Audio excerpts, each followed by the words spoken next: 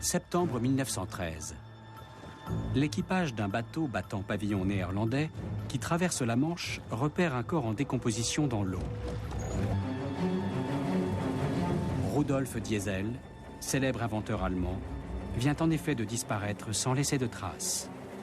On parle de meurtre.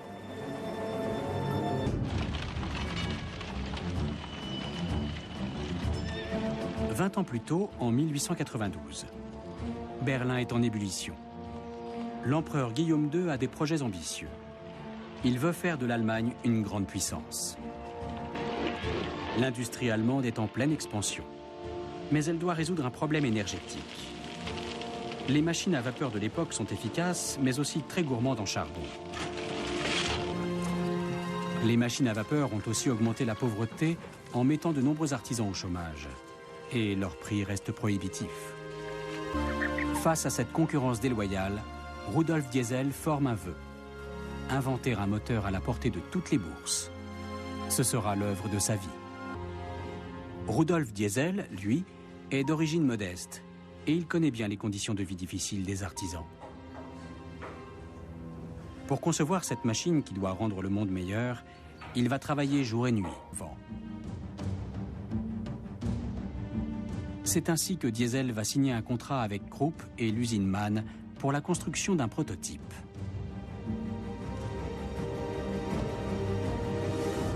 Il rentre chez lui triomphant. Il le tient, son moteur bon marché. Les petits artisans vont pouvoir lutter à armes égales contre la concurrence des industriels. Rudolf Diesel ne se doute pas que tant de gens s'intéressent à lui. Une seule chose compte à ses yeux, l'avancée de son projet. Et après des années de recherche, on lui offre enfin la possibilité de construire son prototype. La nouvelle fait sensation sur les bourses. L'action de la société Mann fait un bond.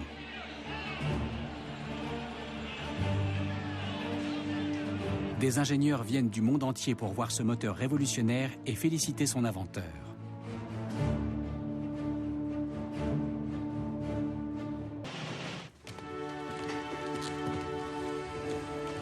Il réussit son plus beau coup commercial à Baden-Baden. Un riche industriel germano-américain a loué tout un étage dans un hôtel. Bush va verser la somme astronomique d'1 million de marks pour l'exclusivité des droits aux États-Unis. Rudolf Diesel est au sommet de sa gloire. Mais bien malgré lui, il va se retrouver mêlé aux grandes affaires du monde. Dans le cadre de son vaste programme de modernisation, la marine allemande souhaite acquérir les tout nouveaux moteurs. Mais Rudolf Diesel refuse. Même s'il doit se mettre les militaires à dos, son invention ne servira pas à faire la guerre. À cette époque, Rudolf Diesel développe un modèle de moteur pour la marine marchande. Jusqu'à présent, il utilisait comme carburant du pétrole. Mais étant donné la consommation d'un moteur de bateau, il doit trouver un carburant moins cher. L'idéal serait les huiles lourdes. Ce sont des résidus de la distillation du pétrole brut, difficilement inflammables et qui ne coûtent presque rien.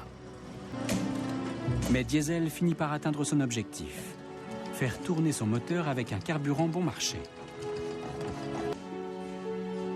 Son moteur à allumage spontané va révolutionner le monde. L'exposition universelle de 1900 est époustouflante. Elle attire 51 millions de visiteurs venus du monde entier. Diesel y présente son moteur. Il suscite l'enthousiasme général et remporte le Grand Prix, décerné par un jury d'éminents savants.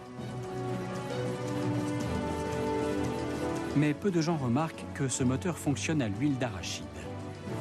En effet, Diesel le visionnaire ne veut pas être dépendant du pétrole. Rudolf Diesel s'était toujours opposé à l'utilisation de son invention à des fins militaires, mais il ne peut pas l'empêcher.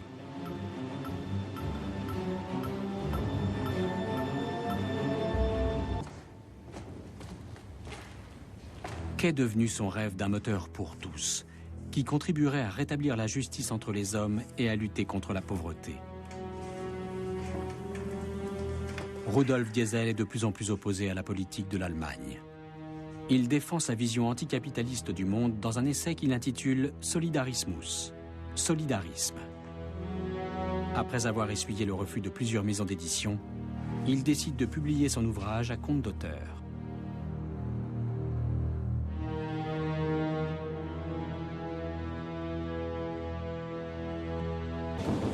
En septembre 1913, Rudolf Diesel s'apprête à partir pour l'Angleterre où il doit inaugurer une usine de moteurs et participer à une réunion d'affaires. Le 29 septembre 1913, il traverse donc la Manche à bord du Dresden.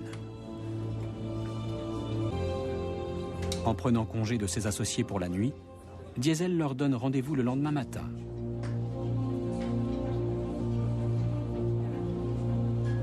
Mais il disparaîtra dans la nuit, sans laisser de traces. 10 jours plus tard, l'équipage d'un bateau néerlandais découvre le cadavre d'un homme dans l'eau. Le capitaine refuse de le prendre à bord. L'équipage vide donc les poches du cadavre pour permettre son identification.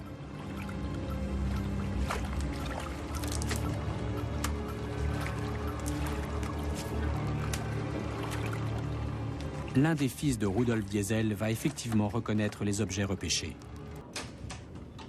Il n'est pas exclu que cette nuit-là, dans la Manche, Rudolf Diesel ait été victime d'un complot.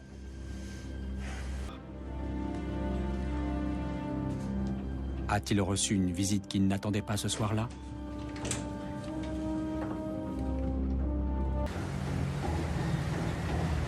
Rudolf Diesel voulait un moteur au service de l'humanité et son invention est devenue l'instrument de la mondialisation. Car sans le moteur diesel, le commerce mondial à la base du système capitaliste n'aurait pu se développer dans de telles proportions.